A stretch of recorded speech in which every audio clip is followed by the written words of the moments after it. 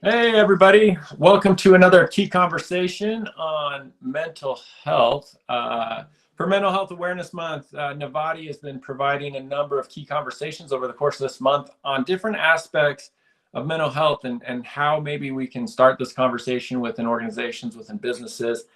Today, we've got a fabulous topic, one I've been looking forward to since I set this agenda up.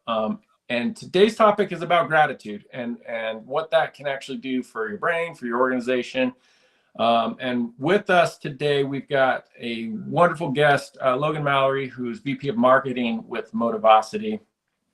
And then, of course, we have joining with us the Chief Experience Officer at Navati, Joseph Drashel.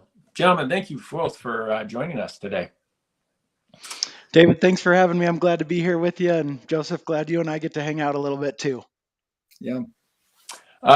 For those that are participating, please feel free to use the hashtags Mental Health Awareness Month or prioritize mental health in your posts. And let us know how these conversations are helping you kind of start the conversation within your organization. Hopefully, these have been a great conversation, a good guide to how to have the conversation, how to start the conversation. We just need to know that mental health is an important topic and really spread the message that it's okay to not be okay, or it's okay to take care of yourself. And everybody needs to hear that multiple times. All right, so today we're going to talk about gratitude. But before we get down that path, Logan, I think we need to learn just a little bit more about you. All right. So I have a couple icebreaker questions that I'll throw your way just to get to know you, and then I'll let you kind of properly introduce yourself on everything else that I didn't ask in these few questions here. Perfect. All right, so these can be quick hit, yes or no, or you can expound as much as you want. But let's start with the first one. Are you a person who enjoys the mountains or a person that enjoys the beach more? First of all, I don't do anything in quick hits, but I Okay, grew up in fair the enough. forests. Like I grew up in Michigan, no mountains and trees. So like I'm normally kind of a tree kind of person, but I Okay. just spent my 15th anniversary on a beach in Cancun and it was amazing. So I am, as of last week, I am now a beach person. You're a beach person. You've been converted. Yeah, it was, I like it. I was saying I have never sat still for that long in my life, and it was fantastic. It's amazing what Cancun can do to you, right? Just like Yes, change you altogether, and you just become like a exactly. sloth.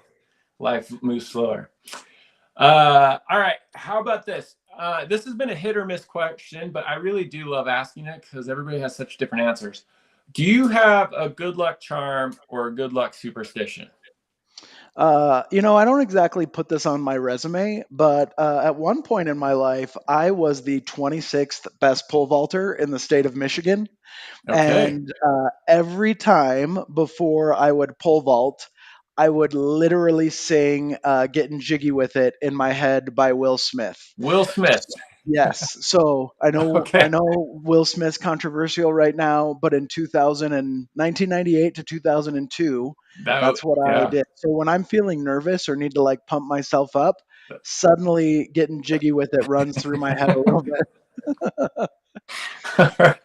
I wish I could do like some bumper music. And these Mm, our production skills are not that great right now, but I would totally be playing getting jiggy with it. next time. Next time. Next time when we have a karaoke night though, maybe we put that on for you and see how you perform. Sounds great. I'm in. All right. Last one for this kind of icebreaker one. When you are stressed, what is your food of choice? What do you stress eat? I'm actually not stressed at the moment, but whether I'm stressed or not, my food of choice is a Coca-Cola. And Okay. I would like it to be as large as it can possibly be. So All right. when I'm stressed, when I'm happy, when I'm tired, when I'm anything, all I need is a Coke. Is My a Coke. wife my wife loves cookies and she makes amazing cookies. Like she's a really good baker. Right. Yeah. And I think one of the points of conflict in our life is I would never choose to eat my sugars when I could drink my sugar. So All right. that's my I, story. I know that not that anybody cares what my choice is on this, but I'm definitely a baked goods guy, and cookie would be like default for me. Yeah, that's Uh, fair. It's so, reasonable. all right, all right. But drinking a Coke, I'm all for the Coke with sugar, real sugar. I like it. All right, Logan, you want to give us just a brief introduction? What else should we know about you? Tell us a Yeah, little bit about yourself here. absolutely. Professionally, I started off my career in sales and grew up, and everyone always said, Logan, you'd be fantastic at sales. And what they really meant was, Logan, you're kind of nice and you can sort of talk to people. And so I started off in sales, and it was a really hard place for me to be. And so, as we're talking about mental health, I think about that part of my career that was really hard. Yeah. But it did lead me into marketing, and that's exactly where I'm supposed to be. I've spent the last 13, 14 years working in marketing primarily for tech companies. I've worked for really great companies. Workfront, Log Me In, and Jive. Log Me In's out of Boston. They're now Go-To. Came over to Motivosity about a year and a half ago to help build some of the efforts here, and I get a lot of happiness out of marketing. It's a perfect spot for me to be. Yeah. Not so professionally. I live here in Utah, but have really deep ties to Texas and Washington. I've got four wonderful little kids, a great wife, a poodle, and yesterday we got six chickens to teach our kids about work. So that's the All Mallory right. family in all its glory. I love it.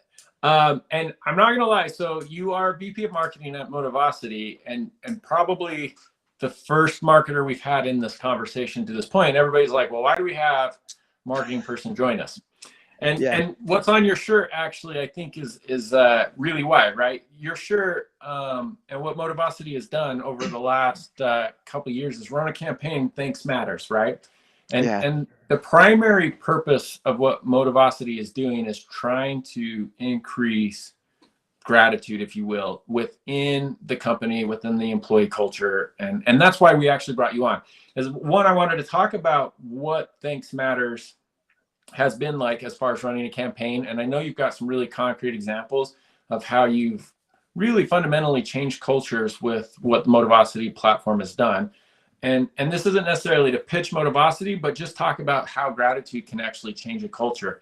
Um, but before we get there, let me just set the stage. I brought this quote, and I'm going to read it word for word because it's that good, but it's by Robert Emmons, who's probably the leading scientific expert on what gratitude is.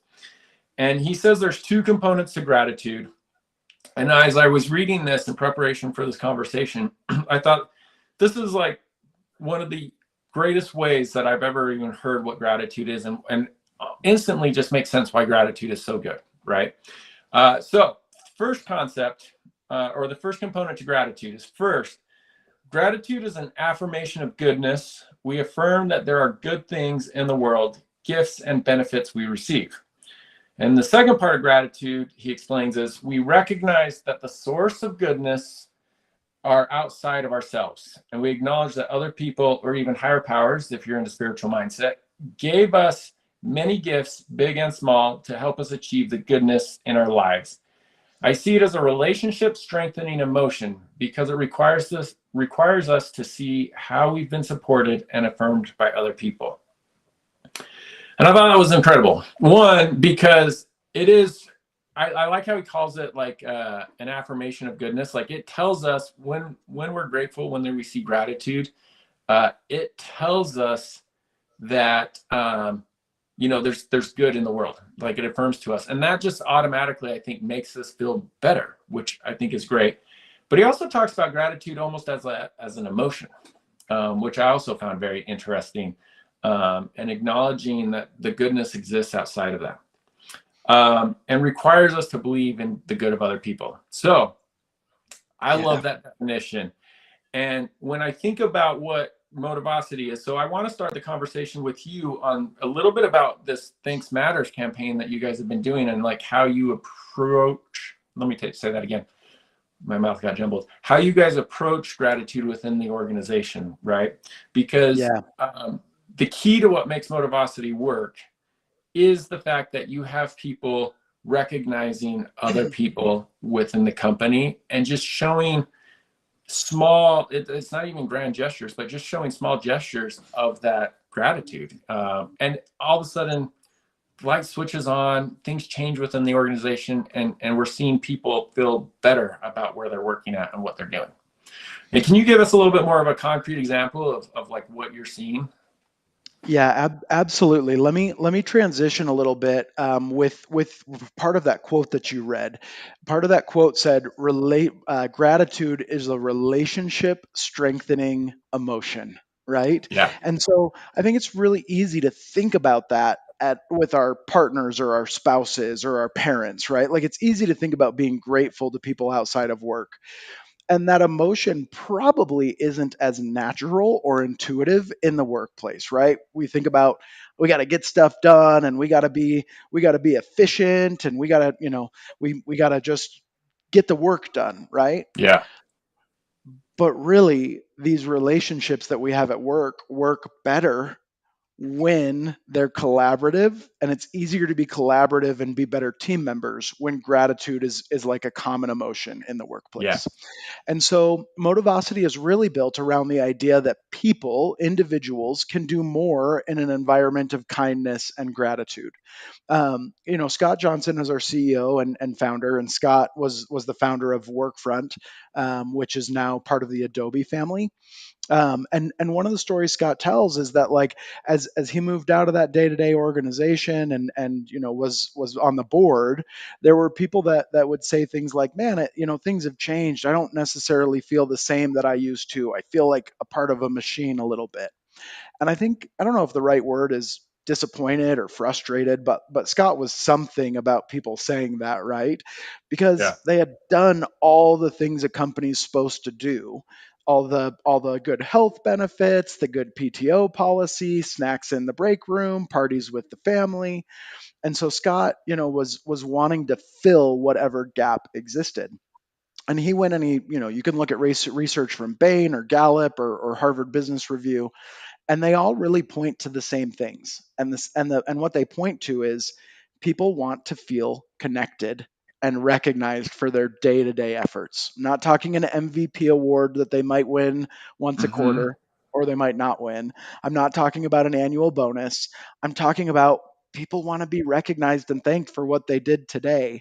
And I think that's even more true now in 2022 with Gen Z entering and being in the workforce than it was when Scott started Motivosity. And so to summarize that just and wrap that up, Motivosity is a peer-to-peer recognition platform. So instead of being top down, everyone in Right. the company is able to participate. And yeah, there's a little dollar, bonus, couple dollars Sure. here, couple dollars there. But that's not actually what matters though, It's right? not what matters. It's the thanks that matters, right? And Yeah. and to your point, that's what we focus on. So let me ask you this. I remember when you first started with Motivosity, you and I had a conversation probably about a year or so ago, right? And you Yeah. were telling me like when you first started here, the concept of saying thank you to people was really like, and you just mentioned it earlier, like very foreign to you. Like to say it as often as I think you've grown accustomed to saying it now, right? Like just even recognizing little stuff. If because you are in a company where thanks matters so much, it's written on your shirt there. It changed your mindset of how you recognize the little things. Can you talk a little bit about like what that experience was like for you as you started to use your own platform, but really just start noticing the little things that you were actually grateful for, like how that has changed your mindset and how you work with your team, your employees, and whatnot? Yeah, I think a couple things. So, I'm like a mildly nice person normally, and like I grew up in a I'd say family so. where being appreciative was important. But again, it was kind of almost an at home thing, kind of like Yeah. of course I said thank you to people at work, but it was more formal and it was more professional. I think what Motivosity has helped me to do is to like look for times to express gratitude, right? So instead Hmm. of it being reactive or me just kind of being like, "Oh, they did this was a really project. I should express my gratitude." I find smaller things and recognize people more consistently and more often. I don't know if this is the story I told you, David, but I had been at Motivosity for like 6 months. I was walking out of the restroom in our building, and there was a lady from employed by the the office center, and she was cleaning the windows in the office. And admittedly, like pre Motivosity, Logan would have just walked past her, right? I would have walked back into my office and sat down. But the Logan that had like learned the impact of gratitude and that I'm better as the gratitude giver and the gratitude recipient is also happier, I just stopped and I was like, hey, thanks for keeping our building so clean and nice. And then went back, right? And like wasn't a big deal. It was 10 words. But I know that gratitude has a benefit on anyone that's involved with it. And so I kind of like reflected on that and I was like, this is a really positive emotion to be able to put out there and to have as a core part Right. of my life. All right, Joseph, I want to bring you into this conversation a little bit because I know there's nobody I know who takes notes better than you, right? Like you are notorious for your note-taking skills. I wanted to talk to you a little bit about gratitude journaling because I'm not going to lie, like when people think about gratitude, like the first thing that you often hear as far as like a solution to become more grateful is to journal about it. And then the first thing everybody who hears that does is like, roll their eyes, right? It's like journal about my gratitude. Like nobody really likes that as a solution, but that's always the number one solution. I know you as a note taker are one to really like ponder your life, but can you talk to me a little bit about one, I'm just going on a limb. I'm assuming you have a bit of a gratitude journal. I haven't actually talked to you about this. I'm assuming you do. You're smiling, so I hope I'm right. But two, like, can you talk to me a little bit about like what that effect has been on you in your life and like how you've kind of seen that take shape a little bit? Yeah, I don't have a dedicated gratitude journal. I do gratitude in the regular journal as a practice, and it's less about the act of writing it down, although there's a lot to be said for that, and it's more the exercise that you're putting your mind through as you're doing it. There's a book by Sean, actually I have it here, Sean Achor, The Happiness Advantage. He's leading expert on psychology. He, at one point, he's talking about Joseph, I actually took that book to Cancun. Now, I didn't read it, but I took it. So do I get credit? I get credit, right? Credit, yes. I carry 3 books in my backpack that I don't read at all. But I feel like that's got to come for something. Right? Well, learning through osmosis, isn't that what they call that? Yeah, that's right. Okay, so Sean Achor talks about the Tetris effect, and this is a thing that's in play with gratitude. So he shares a story about how a guy was playing lots of Tetris. This has happened to me and my siblings too, by the way, back in the Tetris days. And you know the Tetris, which is the falling blocks, right? You move them around, you're trying to build things that fit together even. So this guy was playing it, and he went to the grocery store, and suddenly his mind just started taking all of the cereals and moving them around and seeing everything as shapes that could be fitting into each other. And the idea there, the reason Sean calls it the Tetris effect is because that's what our brains do. Whatever we're focusing on, it has a cognitive after image that really affects what we're doing. So said more simply, whatever we are entertaining for our thoughts, our brains are constantly scanning for and focusing on certain things. And if that's a negative thing, then it's going to be lots of dark clouds and rain and thunder. But if it's positive things, if it's gratitude, then that's what you see.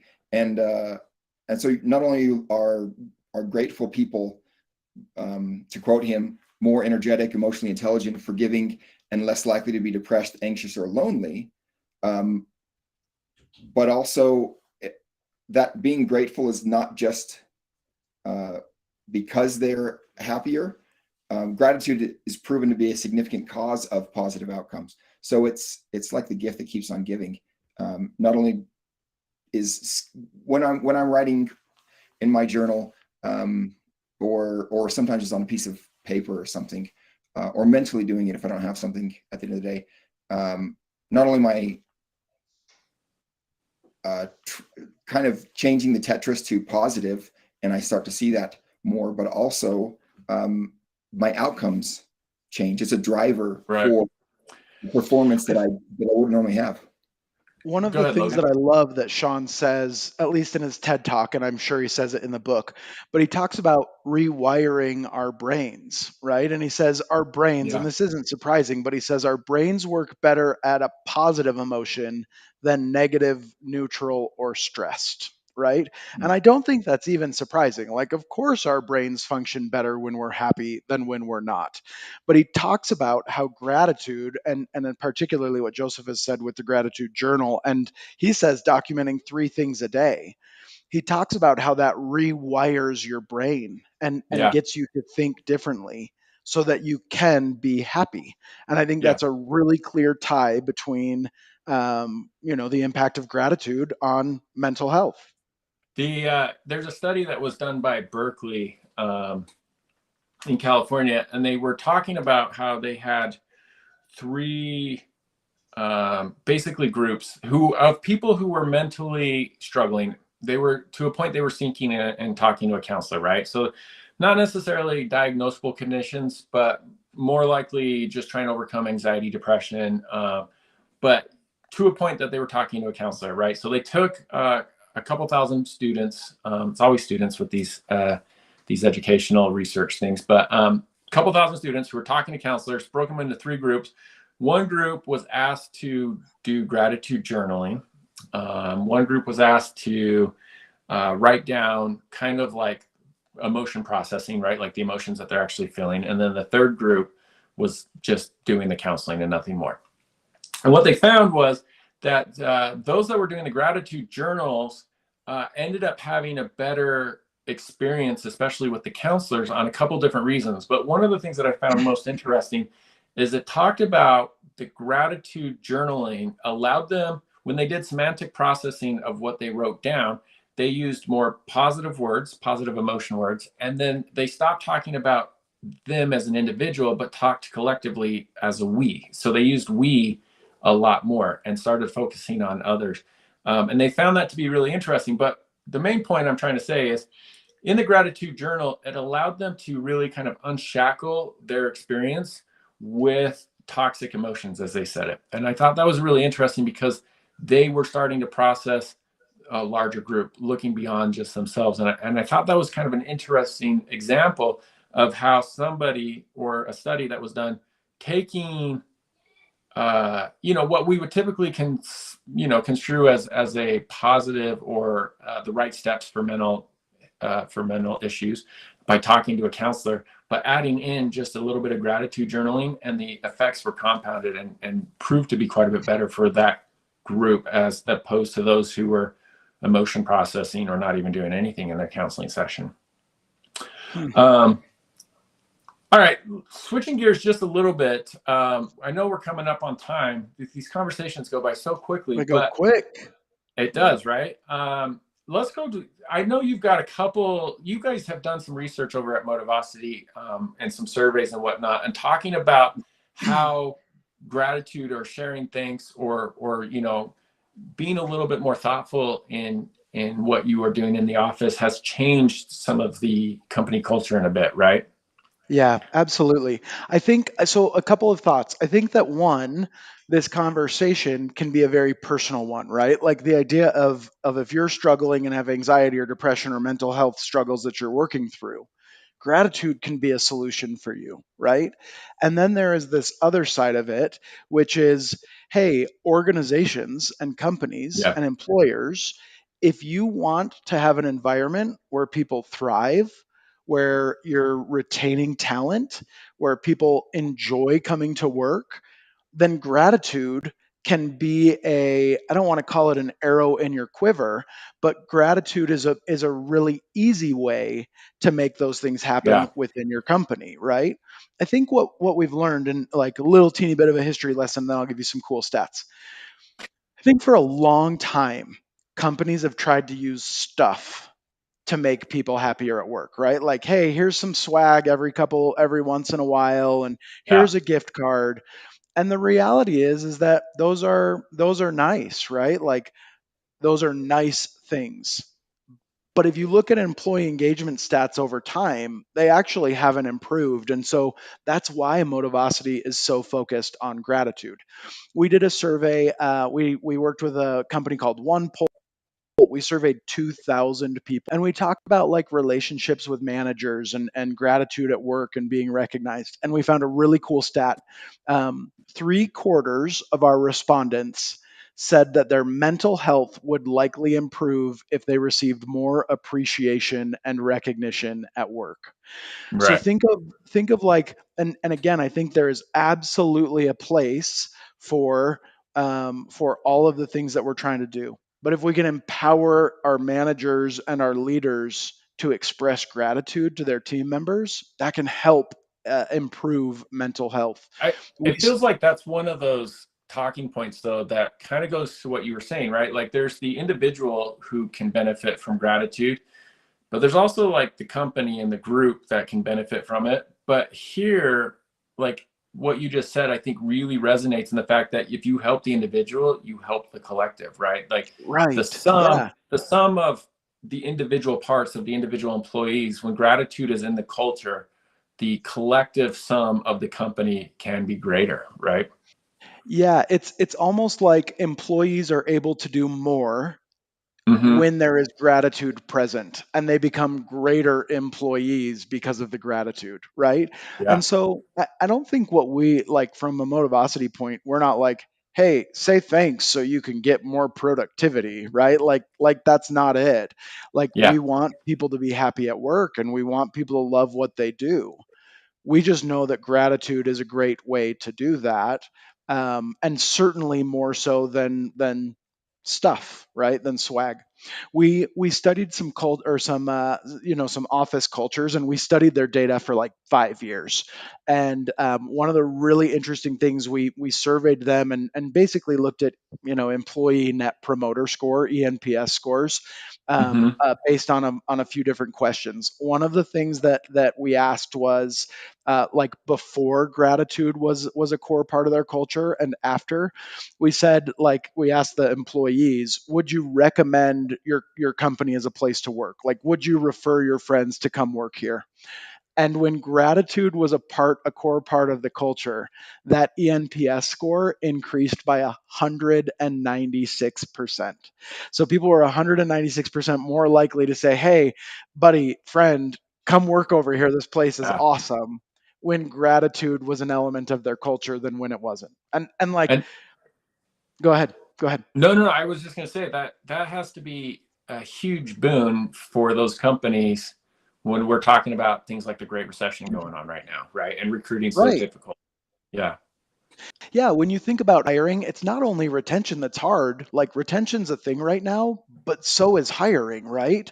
And Yeah. so if you could have your staff happier and in a better mental spot and bringing in their friends and their family and their neighbors that are great talent, that makes your hiring easier. To your point, David, about retention, we asked another ENPS question in that same study, and we asked people about how likely they were to leave for 10% raise, right? Like, would they Right. leave for 10% more? And I guess we asked the opposite. We asked, would you not leave for a 10% increase, right? So to the benefit of the current employer. And when gratitude was a part of that culture, that ENPS score improved by 134%. So really, gratitude covers both sides. It covers keeping people and bringing new people in, both of which are really hard to do in 2022. Yeah. Yeah. Yeah, for sure. It's awesome. We have come to time, so we have to cut this conversation. But man, I feel like we could just talk about this for days on end. I honestly have felt like that with every conversation we've had to this point in May. Every single one that I do, I just learn so much from. We've had a great panel. Logan, I truly am grateful that I get to use that word. I am Well very done. Well done. grateful that you were able to join us. And Joseph, you as well. I think you bring such great insight into these conversations. And everybody who's been able to listen in on this conversation and any of the past conversations we've had to this point in this month, thank you so much for joining us. We are going to be continuing the conversation on mental health through the remainder of the month. This is our last one for this week, but next week we have quite a treat for you. We will have a conversation about taking breaks and actually taking advantage of PTO, which is really important, and what that can actually do. Logan can witness that going to Cancun is an amazing experience, right? Yep. We're going to talk. We have a really serious conversation about manager training and how to train your managers on how to have the conversation on mental health, which comes with a really powerful story from Natasha Bowman. If you know who she is, she's fabulous. And then we've got another one next week. Oh, we're going to talk about small companies and how employee, like taking care of the employee can really make a difference in company culture. So almost an extension of what this conversation has been. That's all coming next week in our key conversations on mental health. We appreciate everybody who's participated to this point. Again, it is Mental Health Awareness Month. We hope that you can have the conversation on mental health within your organization. If you need help in starting that conversation, please reach out to us. Navati, you can come to navati.com. We have plenty of resources. We have counselors available for kind of a boot camp or a little bit of workshop for manager training if you want to do that. And then Logan, where can we learn more about Motivosity? Absolutely. You can find Motivosity. We're here on LinkedIn. You can Google Motivosity and we'll show up. I'm also really easy to find on LinkedIn myself. So if Motivosity is of interest, or actually, I don't know how big our audience is today, but I have a number of ThanksMatters shirts that we could share for free. No shipping, no costs. We'll just share them. So if one Fabulous. of those would be cool, depending on how large the audience is or isn't, I can send those out. So reach out to me on LinkedIn. And then really quickly, like, it's a small world. And so let me set Motivosity aside. It's a small world and we need all the friends that we can get. So if I can be a resource for anybody, if that's a mental health thing and you're looking for some support, or if that's help finding a job, or promoting something on LinkedIn, let me be a resource and please just reach out and I'll do my best to help. Fabulous. Thank you, sir. Joseph, thank you again for joining us today. And we will continue this conversation next week. Thank you all and have a great day. Thanks, friends.